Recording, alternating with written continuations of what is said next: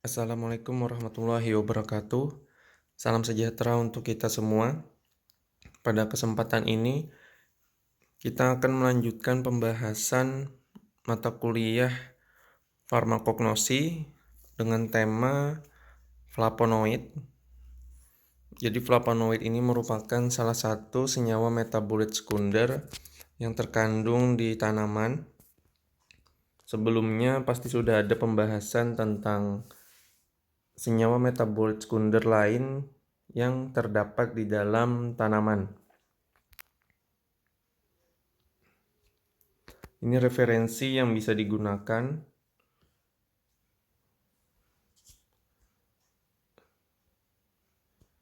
Kemudian kita mulai. Jadi senyawa flavonoid ini dia merupakan senyawa golongan fenol paling banyak ditemukan di alam. Jadi senyawa flavonoid sangat banyak tersebar di tumbuhan atau di tanaman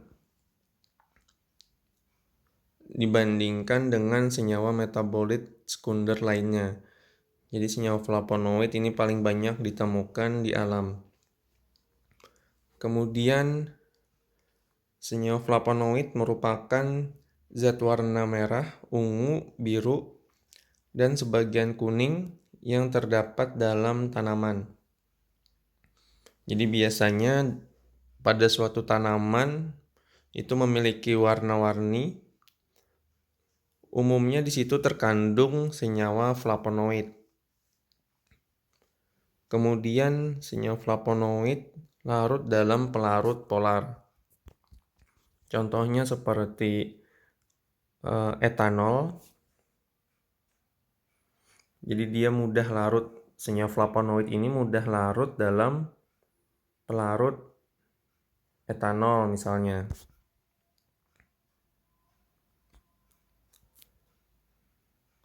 Kemudian fungsi dari flavonoid pada tanaman yang pertama sebagai pigmen bunga untuk menarik serangga dalam membantu proses penyerbukan.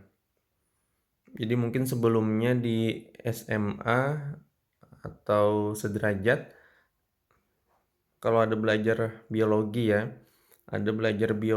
pasti ada istilah penyerbukan. Pasti pernah dibahas tentang penyerbukan. Jadi itu salah satu cara dari tumbuhan untuk memperbanyak spesiesnya. Jadi melalui seranggalah nanti tumbuhan atau tanaman tersebut bisa tumbuh di tempat lain. Kemudian flavonoid merupakan zat pengatur tumbuh. Yang ketiga, pengatur proses fotosintesis. Jadi dalam proses fotosintesis itu juga diperlukan flavonoid. Apa itu fotosintesis? Pastinya dari SMP mungkin SMP atau SMA tadi pernah belajar tentang fotosintesis.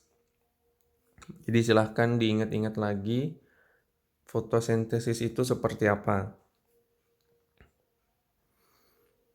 Kemudian dia juga berfungsi sebagai antimikroba, antivirus, dan anti-insektisida. Di sini ada disebutkan 3 jenis ya, antimikroba, antivirus, anti-insektisida. Jadi memang mempunyai peran dalam mempertahankan diri. Jadi flavonoid pada tumbuhan sendiri dia mempunyai peran untuk bertahan untuk mempertahankan dirinya dari gangguan eksternal atau dari virus, bakteri, atau serangga-serangga yang tidak bermanfaat bagi tumbuhan tersebut. Kemudian perlindungan terhadap infeksi akibat adanya jaringan luka. Nah, pada tumbuhan atau tanaman, biasanya tumbuhan atau tanaman itu juga pernah luka ya bagian luarnya. Jadi pernah luka. Jadi ketika kulit dari salah satu bagian tumbuhan itu terkelupas, bisa karena manusia atau karena binatang lain, jadi dia disebutnya juga luka. Nah, pada bagian yang luka atau terkelupas tadi, di sana akan secara fisiologis tumbuhan tersebut akan mengeluarkan senyawa flavonoidnya. Tujuannya apa? Tujuannya yaitu tadi dia sebagai antimikroba, mikroba bakteri ya. Jadi supaya pada bagian yang terluka di tumbuhan itu tidak diinfeksi oleh bakteri. Kemudian ada antivirus, dia bisa berperan sebagai antivirus. Kemudian anti-insektisida. Nah, peran-peran pada tumbuhan inilah yang menjadi potensi pemanfaatan bagi kesehatan manusia. Jadi memang senyawa metabolit sekunder yang dihasilkan oleh tumbuhan, dia bisa dimanfaatkan untuk kesehatan manusia. Yang awalnya senyawa metabolit sekunder atau misalnya di sini flavonoid ini dihasilkan oleh tumbuhan untuk bertahan hidup atau sebagai antibakteri, antimikroba, antivirus dan lain sebagainya tadi, itu merupakan senyawa kimia yang bisa digunakan untuk manusia. Secara tradisional, masyarakat kita, khususnya di Kalimantan, masih banyak pengobatan tradisional yang digunakan oleh orang tua kita.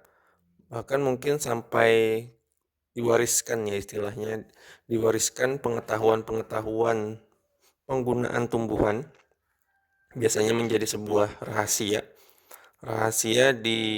secara turun-temurun, atau bisa juga yang memang secara umum digunakan masyarakat dengan cara pengolahannya masing-masing, mungkin direbus atau ditumbuk. Penggunaannya pun bisa dengan cara diminum atau ditempelkan.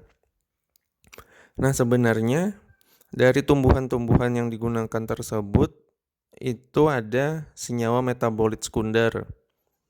Jadi apapun jenisnya pada suatu tanaman, senyawa metabolit sekundernya yang memang secara empiris itu digunakan oleh masyarakat. Itulah yang bisa kita gali secara ilmiah. Jadi secara ilmiah bisa kita teliti. Ilmu pengetahuan sekarang berkembang. Jadi khasiat-khasiat dari suatu tanaman itu bisa kita ujikan, bisa melalui hewan tikus, hewan mencit, kelinci, atau larva udang atau jentik. Jadi banyak sekali kesempatan untuk mengeksplorasi tumbuhan atau tanaman yang secara tradisional digunakan oleh orang tua kita.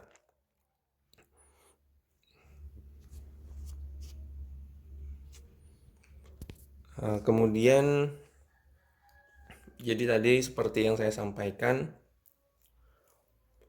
tumbuhan itu pasti mempunyai rahasianya masing-masing. Setiap tumbuhan pasti mempunyai rahasianya masing-masing. Senyawa apa saja yang terkandung di tumbuhan tersebut. Karena setiap tumbuhan itu pasti mempunyai senyawa spesifik yang berbeda-beda. Beda jenisnya, beda tempat tumbuhnya, itu pasti akan menghasilkan senyawa metabolitnya yang berbeda-beda. Mungkin secara kelompok dia sama, misalnya flavonoid, tapi dari kelompok flavonoid ini dapat memiliki berbagai jenis senyawa turunannya. Jadi secara kelompok dia memang flavonoid, tapi secara struktur kimia dia merupakan senyawa spesifik. Namanya pun pasti akan bukan flavonoid lagi. Jadi misalnya ada quercetin. Nah, itu kelompok senyawa flavonoid, tapi namanya sudah spesifik. Karena struktur yang ditemukan itu bukan struktur utama dari flavonoid, tapi ada penyusunnya. Jadi penyusunnya itu adalah kerangka senyawa flavonoid, tapi mempunyai tambahan gugus spesifik pada rangkaian strukturnya.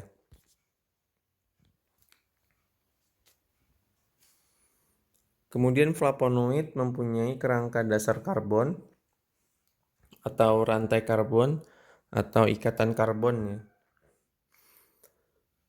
Jadi flavonoid itu terdiri atas 15 atom karbon dengan susunan C6, C3, C6 yang dapat membentuk 3 jenis struktur utama. Jadi utamanya ada 3 jenis struktur di flavonoid. Yang pertama 1,3 diaryl propan atau namanya flavonoid. Kemudian yang kedua 1,2 diaryl propan atau isoflavonoid. Kemudian yang ketiga 1,1 diaryl propan atau neoflavonoid. Jadi di sini bisa dilihat 3 struktur ini sebenarnya dia berbeda. Struktur isoflavonoid dan neoflavonoid itu yang membedakan adalah ikatan CH3. Jadi pada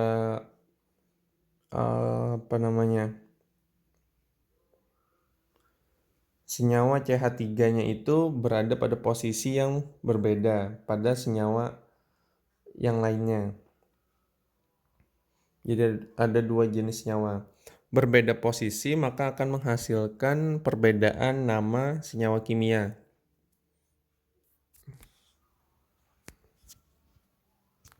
Karena ini masih semester 1 ya, jadi silahkan kalian harus mulai mempelajari atau mulai terbiasa atau mulai mengulang materi-materi yang sudah disampaikan supaya membaca dan menulis bahasa-bahasa baru atau kata-kata baru itu jadi lebih mudah. Jadi mungkin beberapa akan kesulitan menggambar struktur atau menyebutkan kata-kata Latin. Jadi silahkan mulai belajar dengan serius ya, supaya terbiasa. Nah, ini kelompok dari flavonoid. Tadi seperti saya sampaikan, secara kelompok besarnya ya, kelompok besarnya itu adalah flavonoid. Tapi dari senyawa flavonoid ini, itu banyak lagi senyawa turunannya. Bisa diperhatikan, sini contohnya ada 9. Ada 9 senyawa-senyawa kelompok flavonoid. Jadi ada flavon, kemudian ada flavonol, ada flapanon, ada flapanonol, flapanol, antosianidin, isoflavon, neoflavonoid, dan chalcone. Nah, ini adalah kelompok dari senyawa flavonoid. Sebenarnya jauh lebih banyak lagi, bukan hanya sekedar 9, tapi ini hanya kelompok utama, senyawa-senyawa utama dari flavonoid. Tapi sebenarnya kalau kalian cari di internet, itu banyak sekali senyawa-senyawa golongan flavonoid yang berbeda-beda namanya. Jadi bisa dicari di jurnal atau artikel ilmiah.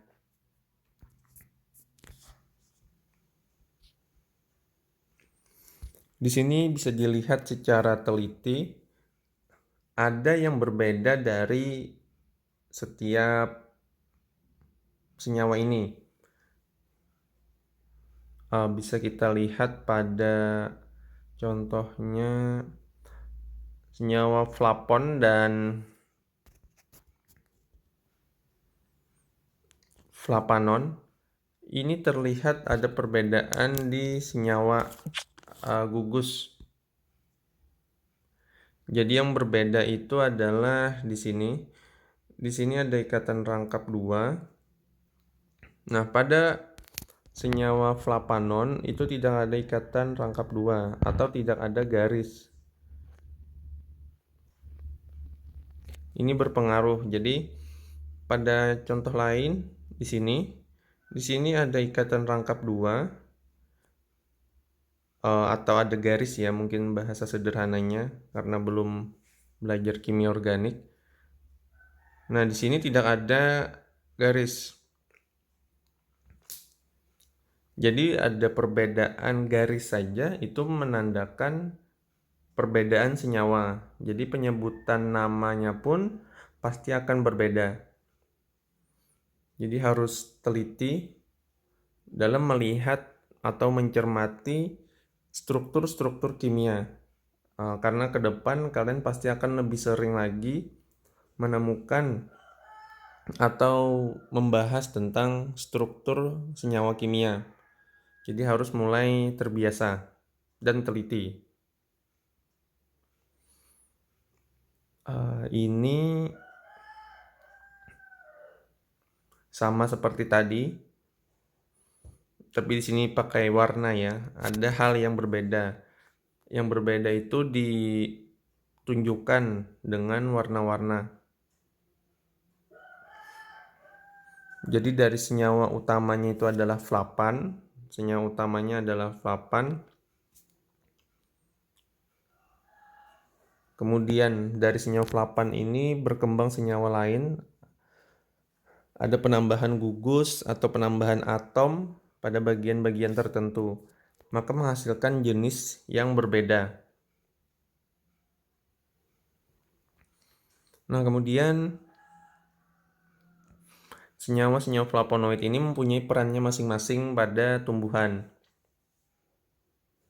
atau memiliki karakteristik yang berbeda. Yang pertama ini ada flapanon dan flapanonol. Dia tersebar pada tumbuhan tertentu saja. Jadi flapanon dan flapanonol ini ya. Flapanon dan flapanonol ini tersebar hanya pada tumbuhan tertentu. Kemudian karakteristik senyawanya dia tidak berwarna, tapi dapat juga berwarna sedikit kuning.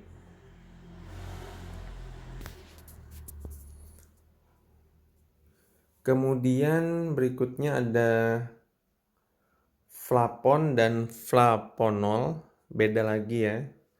Jadi beda nama, tambahan akhiran, ada nol, ada non, itu menunjukkan senyawa yang berbeda.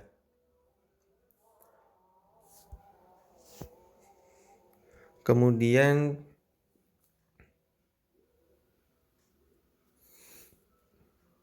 flapon dan flaponol ini merupakan senyawa flavonoid utama. Dia banyak dijumpai pada tumbuhan, jadi banyak tersebar di tumbuhan. Maksudnya seperti itu. Kemudian ada antosianidin. Nah, antosianidin ini dia merupakan senyawa flavonoid utama. Kemudian banyak juga ditemukan di alam, atau maksudnya tersebar luas di tumbuhan. Tidak hanya pada tumbuhan-tumbuhan tertentu saja.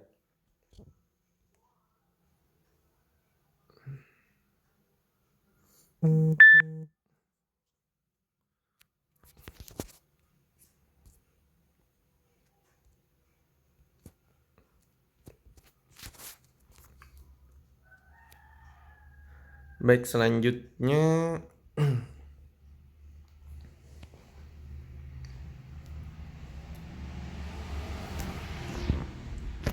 kita masuk ke contoh simplicia ya.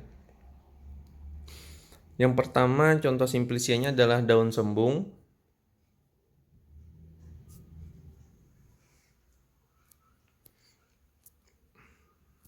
Nah, di sini bisa diperhatikan ya. Kita ini masuk ke contoh daun sembung. Daun sembung ini kalau dia pakai kata daun, menyebutkan bentuk bagian tumbuhan yang kita gunakan, yaitu daun tadi. Dia mempunyai nama latin Blume balsamifera folium.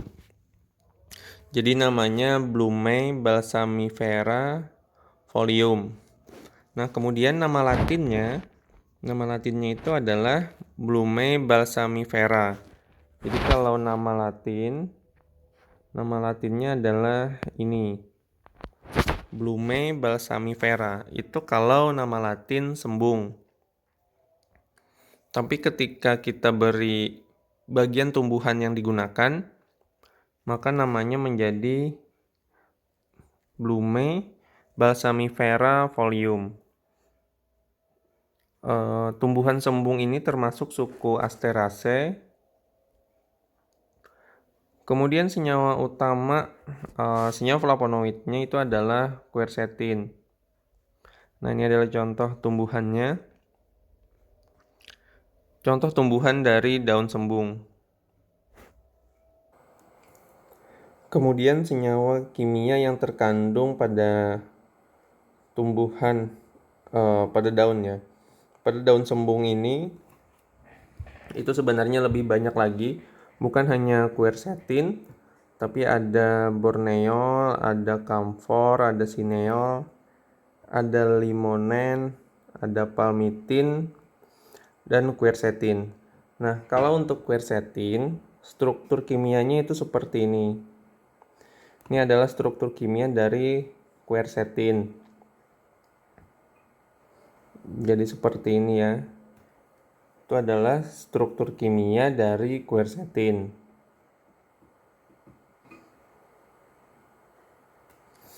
Kemudian deskripsi tanaman dan simplicia.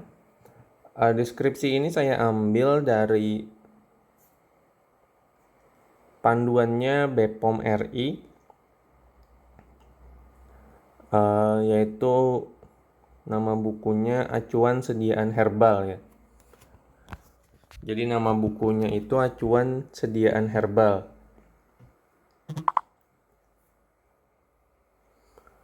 Kemudian deskripsi tanamannya, dia nama latinnya adalah Blume balsamifera L. Dia merupakan perdu tumbuh tegak, tingginya sampai 4 meter. Tiap bagian dari tanaman ini bila diremas berbau kamfar. Daun yang letaknya di bawah bertangkai, kemudian daun yang letaknya paling atas berupa daun duduk. Bentuk daun bundar, telur, sampai lonjong pada bagian pangkal daun, ujungnya lancip. Dan seterusnya ya, silahkan dibaca sendiri. Nanti. Nah, kemudian deskripsi tanaman ini penting. Deskripsi tanaman ini menjadi penting ya, karena Dengan deskripsi tanaman inilah kita bisa menentukan secara spesifik tumbuhan tersebut namanya apa, jenisnya apa, sukunya apa, itu bisa kita lihat dari deskripsi. Jadi suatu tumbuhan itu deskripsinya sangat penting karena itu akan menjadi acuan untuk menentukan jenis tumbuhan tersebut. Kemudian ini ada simplisianya, penjelasan simplisianya. Silahkan dibaca sendiri nanti karakteristiknya seperti apa.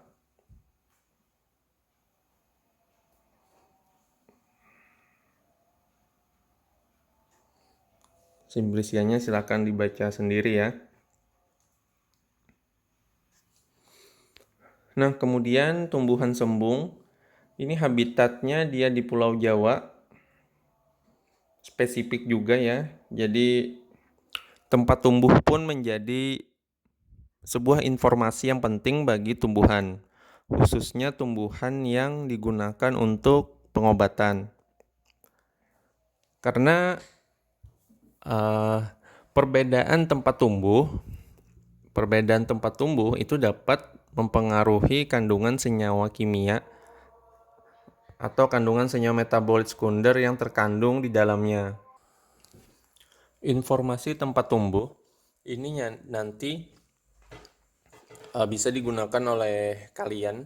Misal di daerah kalian itu punya suatu tanaman atau tumbuhan yang spesifik hanya ada di daerah kalian. Misalnya kalian ingin membudidayakannya, maka kalian harus menjadikan tempat tumbuh itu sebuah standar. Jadi dengan tempat tumbuhnya sudah distandarisasi, nanti senyawa metabolit sekunder atau informasi kandungan kimia tumbuhan tersebut bisa menjadi informasi yang penting. Siapa tahu kan nanti suatu saat itu menjadi sebuah produk yang dipasarkan. Jadi contoh kan banyak ya, ada Stimuno atau obat herbal lain. Nah, obat herbal lain itu pasti sudah dilakukan standarisasi. Jadi kalian pun bisa melakukan seperti itu. Dari tempat tumbuh suatu tanaman yang memang terbukti berkhasiat obat, itu bisa dibudidayakan. Informasi tempat tumbuhnya menjadi sangat penting agar standar kandungan kimia itu bisa terjaga. Kemudian sinonim. Sinonim ini nama lain dari si daun sembung ini ya. Cukup banyak sinonimnya. Jadi silahkan dibaca.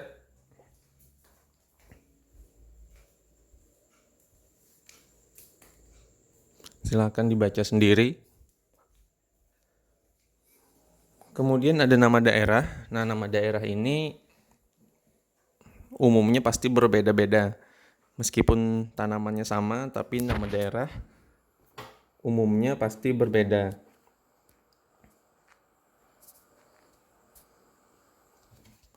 Kemudian nama asing atau nama di luar negara Indonesia itu juga ada. Jadi nama asing ini silahkan dibaca-baca sendiri juga. Kita lanjutkan. Nah, kandungan kimia dari daun sembung.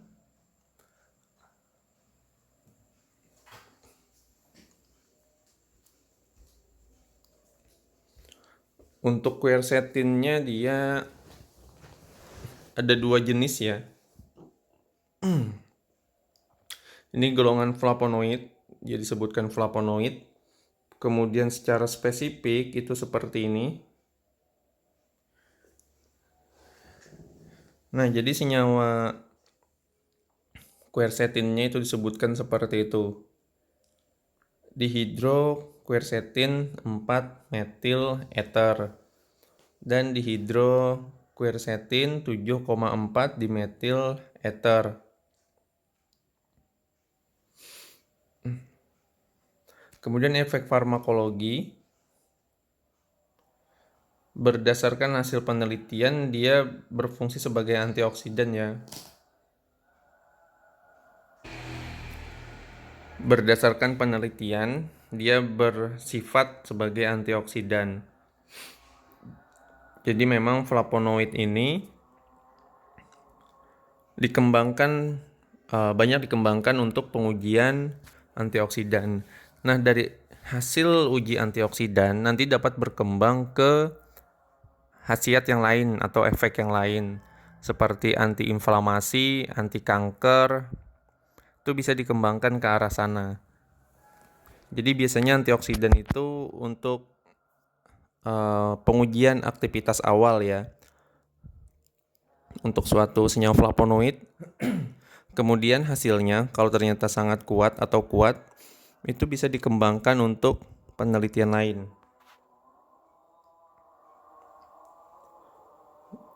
Untuk indikasi, dia membantu memelihara daya tahan tubuh dan membantu memelihara kesehatan. Nah, daun sembung ini mempunyai kontraindikasi. Jadi jangan digunakan pada pasien stroke dan anak-anak dengan pembengkakan limpa kronis. Jadi ini diperhatikan ya.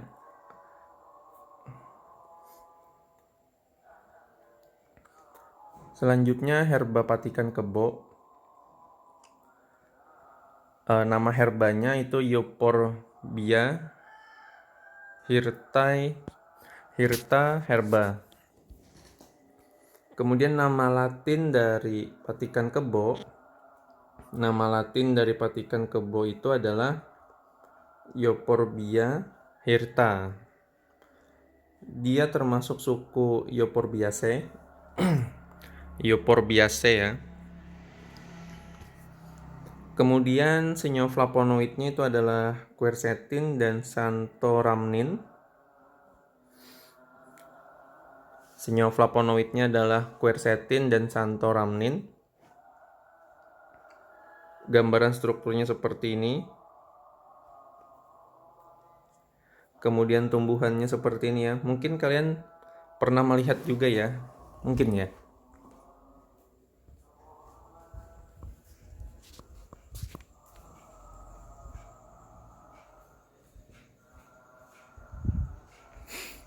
Kemudian ini deskripsi tanaman.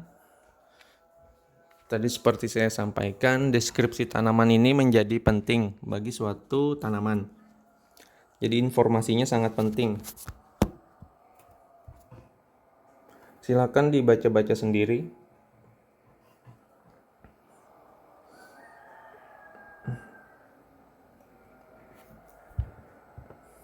Kemudian simplicianya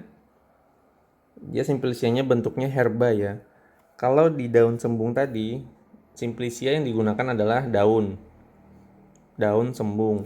Kalau herba biasanya komponennya lebih banyak, entah dari daun, bunga, akar, biasanya seperti itu.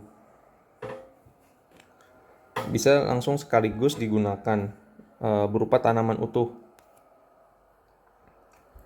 Kemudian habitatnya dia berasal dari Amerika, terdapat di Cina, India, Malaysia, Australia.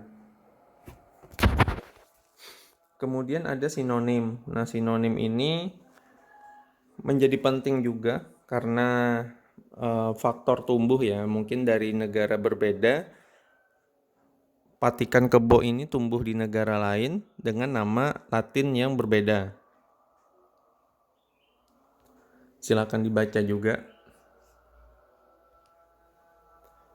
Kemudian informasi lainnya adalah nama daerah, nama asing, kandungan kimia. Nah, kandungan kimianya ini kalau untuk flavonoidnya banyak ya, ada quercetin, quercitrin, santoramnin. Itu merupakan kelompok dari senyawa flavonoid. Meskipun banyak juga ya senyawa kimia lainnya. Artinya dalam suatu herba patikan kebo itu setidaknya atau paling tidak itu mengandung sekian banyak senyawa yang bisa digunakan untuk pengobatan atau terapi. Kemudian kalau efek farmakologi, dia mempunyai efek analgesik. Dia mempunyai efek analgetik ya, yang serupa dengan morfin. Nah, dia cara kerjanya mirip dengan morfin. Kemudian ada antipiretik, antiinflamasi.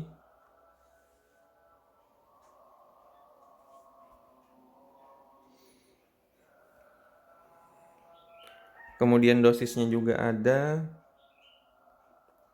Silakan dibaca-baca ya. Jadi karena dia sifatnya analgetik dan antipiretik tadi. Kalau analgetik kan dia nyeri, kemudian antipiretik dia demam. Jadi berfungsi untuk meredakan nyeri dan demam. Antiinflamasi juga masuk di nyeri. Jadi patikan kebo dapat digunakan untuk nyeri dan demam. Kemudian ini nama lain, bukan nama lain ya, Simplicia lain. Jadi ada meniran. Herba meniran dia mempunyai nama latin. Nama latinnya adalah Phyllanthus niruri. Jadi untuk meniran ya, meniran itu mempunyai nama latin Phyllanthus niruri. Itu untuk nama latinnya. Kemudian nama latin dari herba meniran. Nama latin dari herba meniran itu adalah Phyllanthi niruri herba. Jadi silakan diperhatikan ya. Kalau hanya meniran, nama latinnya adalah Phyllanthus niruri. Kalau spesifik menggunakan bagian tumbuhan yang digunakan untuk pengobatan, ini herba meniran, maka namanya menjadi Phyllanthi niruri herba. Kemudian dia suku Euphorbiaceae, mengandung filantin dan hipofilantin. Ini struktur kimianya. Nah, silahkan diperhatikan. Dia termasuk golongan senyawa flavonoid. Memang di sini juga mengandung quercetin, quercitrin yang sekelompok dengan senyawa flavonoid tadi.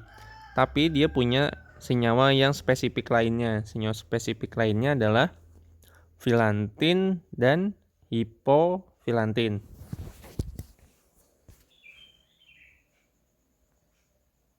Selanjutnya ada daun salam.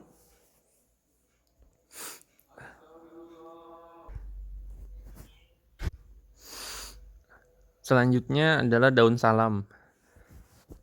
Untuk daun salam ya, dia nama latinnya Syzygy pollanthifolium.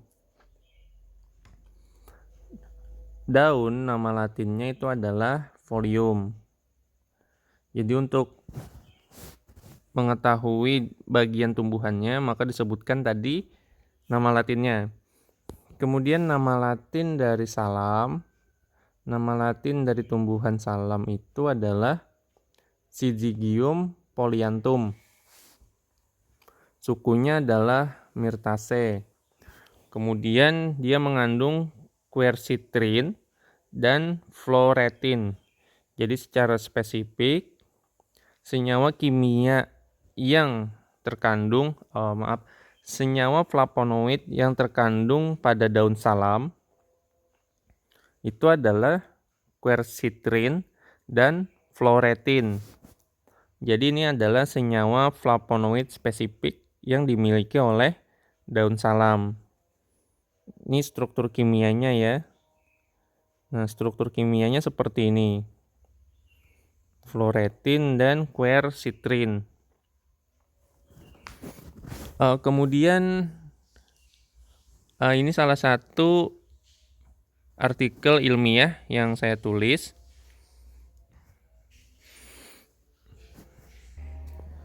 Ini adalah salah satu artikel ilmiah yang saya tulis.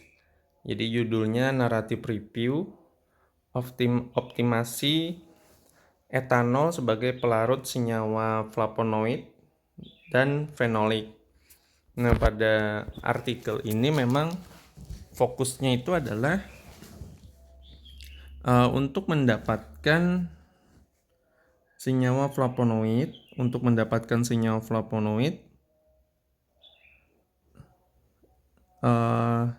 dengan karakteristik dari pelarut etanol untuk mendapatkan hasil yang maksimal.